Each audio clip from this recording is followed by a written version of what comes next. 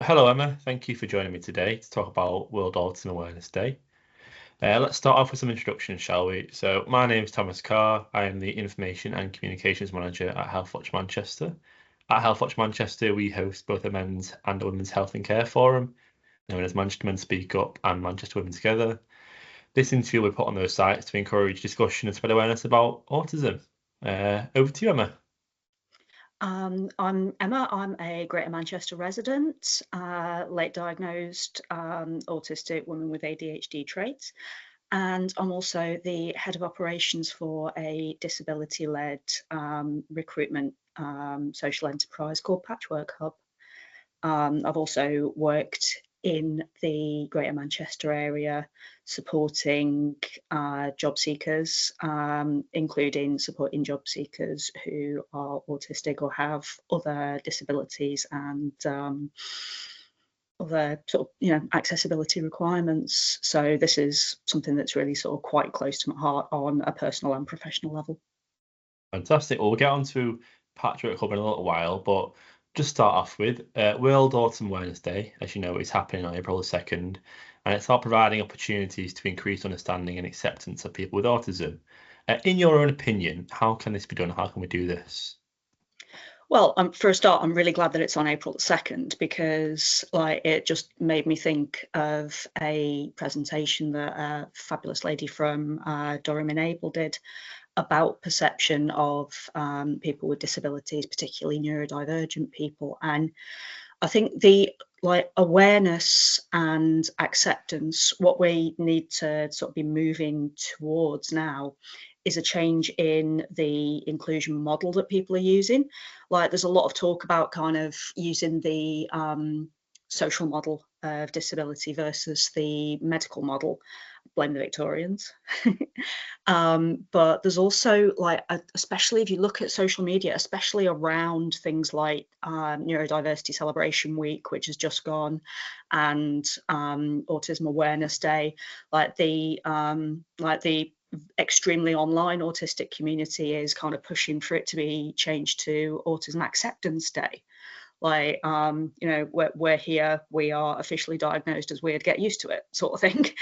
But I think things like the iconography and the sort of descriptions could really sort of move, because a lot of certainly the corporate stuff that goes out around these kinds of days is almost like a medieval model where we are either kind of God's holy fools and blessed and we've got superpowers and all that, or we are God's afflicted and to be so it's either sort of pity or inspiration porn, if I'm allowed to say that. So we need to move away from that kind of considering that the iconography is still very much focused around the linear spectrum. We need to move away from that kind of binary model of perception of autistic people and start focusing more on things like the spiky profile. And to be honest, there's built-in iconography already in place based around that kind of autism positivity movement, because a spiky profile looks like a star. Why don't we use that? Yeah. Like you say, it's about acceptance of people with autism, not just celebrating what autism is, and it's about changing the terminology and people's mindset towards autism. I think that's what World Autism Awareness Day is trying to do, but obviously it's for the best, and people are trying to change that worldwide. Moving on then, accessing medical services and knowing your rights when it comes to health and care is a daunting task for the majority of people in society. I know it is for me and many people I know. How is this made worse for autistic people? Pre or post diagnosis, because I can tell you about both. There's a lot Both. of intersectionality in it as well, in that if someone is, for want of a better term, higher masking or higher functioning, then it's more difficult to be seen and heard and to be believed. And if somebody has developed a special interest in research into, medical conditions and terminology as part of caring responsibilities, for example, then they can have their, very real and useful information that they're trying to provide using medical terminology misinterpreted as arrogance or reliance on Dr. Google. And like when you like add to that other like intersectionalities, like the kind of habitual misdiagnosis and dismissal of women's health concerns, whether those are mental or physical health, and like the sort of different levels of autism acceptance and diagnosis in different ethnic communities as well, it can be a real minefield both for patients and for healthcare providers. And like more work needs to be done on that kind of intersectionality. But like I think that the big headline is listen and believe us. Yeah, I think a lot of people struggle with that in medical practices in terms of even just seeing a GP, and once you see your GP, convince them almost that you're unwell is a task in itself. And if you struggle with that in everyday life, it must be even more daunting as an autistic person to deal with that. Yeah, thank you for that. So we'll get on to a bit about Patchwork Hub now, as mentioned earlier. So Emma, you work at Patchwork Hub, who, from my research, are a disabled-led business providing an accessible employment platform, as well as training and consultancy services. So can you tell us a little bit about it, about your work, about what you do? So we have got like, thanks to our founder and CEO, Beth Coombe-Holland, a lot of involvement in things like sort of working parties, research papers that are kind of presented to Parliament. So on that kind of highest sort of strategic level, we're trying to stem the tide of cuts to services and changes in attitude at that kind of government level towards disabled people and how they access a range of services, not just employment, but also by supporting employers to do better and to become more confident in the natural supports that they already offer, as well as helping them to develop a more supportive working environment for existing employees and job seekers with a range of accessibility needs. Then, that kind of feeds through to helping candidates to find an employer that's the best match, not just in terms of the skills on their CV, but also in terms of whatever support needs that they have, because we're disability led, but we're not exclusively disability focused.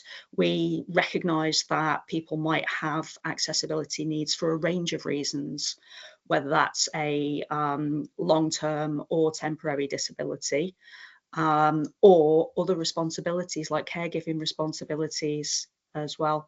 So like we do try and kind of support as many people as possible, whether that's on the employer side or on the candidate side.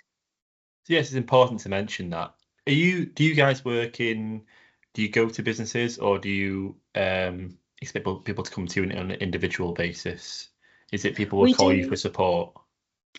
we do a lot of outreach. Like most recently, our team was at NAIDEX in Birmingham, and the sort of mixture of people that came to us, we had about a sort of three-way split between job seekers, people who were already in work but seeking support with adjustments or with career development. And I mean, my like I know the focus of this discussion is access to healthcare, so I'll park the lengthy rant about the glass ceiling for people with additional support needs, whatever they may be, but also employers and potential social impact partners wanting to kind of connect. So yes, we are open to people approaching us. We've got our email address, hello@Patchwork Hub. We've got the contact form on the website as well. But also we do a lot of outreach to to groups, to make sure that people are aware of our offer for candidates, but also to publicly funded service providers, social enterprises and charities, and of course employers. And is this Patchwork Hub, are you UK based or just in Manchester and Birmingham? No, we are UK-wide? UK based. We are UK wide. The firm started in London, but we aim to secure vacancies for candidates wherever they are in the UK, and are always reaching out to businesses, not just the sort of big ticket national level and global employers, but also local employers and service providers as well, using that mixture of local knowledge that we've got across the team and the sector knowledge that we've got across the team as well. Fantastic. And obviously you've worked at Patchwork Hub for a while now. What would you say are the biggest issues for people who come to Patchwork Hub looking for support? For both candidates and employers, information. It's knowing what resources and opportunities are out there and how to get access to them, whether that is finding candidates for potentially ring-fenced EDI-driven vacancies, or like ways to improve their inclusivity for employers, to like access to business and provider networks as well for our partners, but also for the clients, information on what's out there, which employers are places where they can feel safe and supported, and how, like in some cases as well, where someone's experienced an exacerbation of their condition or has acquired additional disabilities, how to kind of start again and how to ask for, and who can help them to ask for the adjustments that they need. Fantastic. On to one of my final few questions here then. So what are the, as you mentioned earlier in the call that you were a later life diagnosed with autism, what are the key things that you think need to change to improve things for autistic people when it comes to the health and social care landscape? It's incredibly hard to navigate. It's incredibly hard to get access to appointments, to pharmacies, GPs, dentists. We're going through a crisis at the moment. What would you say are the key things that need to change to improve things for autistic people? I think consistency across services would be a really good start, because like from my experience, even sort of pre-diagnosis, and it's one of those things that I probably should have clocked sooner, that tendency to kind of assume that a bad experience with one particular healthcare provider or like sub-service can lead to just kind of writing it off as like there's never going to be any support there, and then discovering later that particular GP or hospital department or whatever wasn't actually indicative of the general trend. So that kind of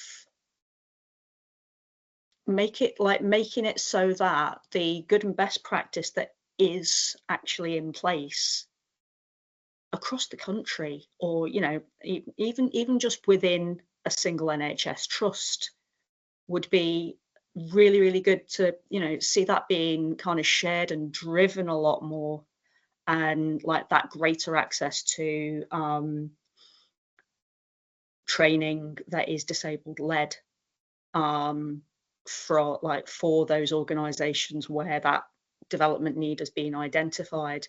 But even in terms of like access to appointments and stuff, there are some good things happening that they just need to be kind of applied across the board. Not every GP surgery allows you to book appointments online and use the doctor apps, my triage service, where you type in what you need rather than being put on the spot by the kind of stereotypical gatekeeping GP receptionist who asks you a bunch of incredibly personal questions over the phone, and the anxiety kicks in, so you kind of fob them off. And when you go into the appointment, you use the entire appointment time actually explaining to the GP what the issue is.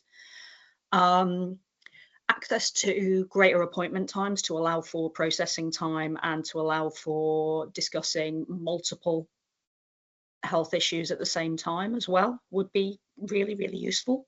And also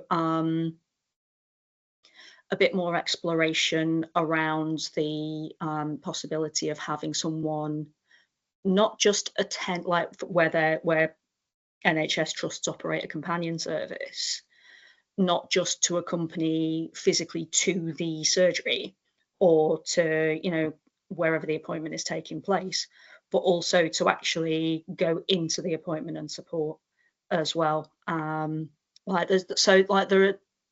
There are good things happening. They just need to be happening across the board. There needs to be more consistency. When every service gets lifted, then the service users get lifted as well. So you'd like to see examples of best practice out there to encourage people that there are places you can go to, and it's not always going to be a bad experience based on what's happened in the past. And you'd like the ability before your appointment to sort of prep for it online, get your notes together, and maybe submit it through an online form or an app. Obviously, we all know there's patient access out there, NHS app, but they are incredibly difficult to navigate. And we're doing work on it now at the moment at Health Watch Manchester. But yeah, in future, you'd like to see things like that be brought in, or at least highlighted for people to notice them and see them a bit better. And even on the app accessibility, progress has been made because more and more services are being centralised within the NHS app, rather than it being a whole bunch of different services and different, in some cases, like some GPs are still using the old My Prescriptions Online website. So like sort of gradually bringing everybody onto the same level of accessibility is the key, because at the moment it's a spiky profile. We know for our own research at Healthwatch that GP websites often vary in who the providers are and what they look like. Some practices are a lot old, some practice websites are a lot older than others, or a lot of practices use the same provider, but it's not the same across the board, and it can be really difficult to navigate them, especially if you move practices or you move areas. For an autistic person, it's been incredibly difficult to get used to it again and follow what's going on there. So maybe we'd like to see primary care providers like GPs and that kind of thing have one website, or at least one website provider across the board, so it's easy to understand what's going on. Yeah, no, absolutely. And there were sort of moves towards that on the original NHS Choices website, which have now been kind of ported into the NHS app, but not every surgery has adopted it yet. And like, I think from the surgery point of view, realizing what a reduction in workload and expense that would actually be is a way that we can kind of persuade people to adopt it. But at the same time, there's still that need for staff training to make sure that for people who are affected by the digital divide, or for whatever reason are unable to access technology, then the staff on the ground need to be able to interact inclusively with whoever rocks up to their desk. It's a great point you make about technical illiteracy and technical poverty in the country. Not everybody has access to a smartphone or a computer to even use healthcare apps like the NHS app or like patient access. A lot of people rely on good old-fashioned phone calls or just popping into the practice to book an appointment. So yeah, training definitely needs to be done. I couldn't agree with you more there. Like I said, like that sort of inclusion and access to healthcare is something that's, you know, very close to my heart, and is something that I've had a lot of experience of due to like a range of chronic health conditions, but also having members of the family who work for the NHS, and also like my sort of, you know, parents very, very heavy NHS use. So like I feel like I'm kind of well placed. So like I've like lived in various different areas in the country, and I am pleased to say that like GM is up there, and a lot of that good practice that needs to be shared could reasonably come from GM primary care. and NHS trusts. But there's still work that needs to be done. And Absolutely. it's great that organisations like Health Watch are sort of spearheading that movement. Thank you.